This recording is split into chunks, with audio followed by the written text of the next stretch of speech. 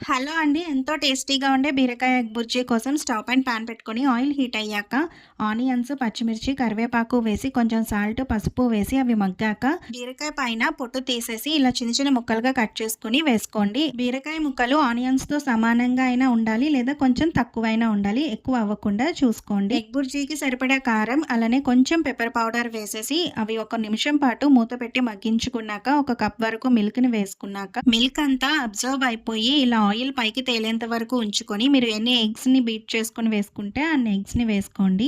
ఒకసారి మిక్స్ చేసుకొని మూత పెట్టి మగ్గించుకుంటే ఇలా పొడి-పొడిలాడుతూ వస్తుంది.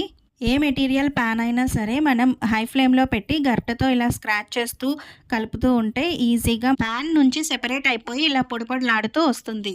ఫైనల్‌గా కొంచెం సాల్ట్ యాడ్ చేసుకొని మిక్స్ చేసుకుంటే రెడీ అయిపోతుంది. రైస్‌లోకైనా, రోటీ, చపాతీ, పూరి వేటిలోకైనా చాలా టేస్టీగా ఉంటుందండి. తప్పకుండా ట్రై చేయండి. బాయ్.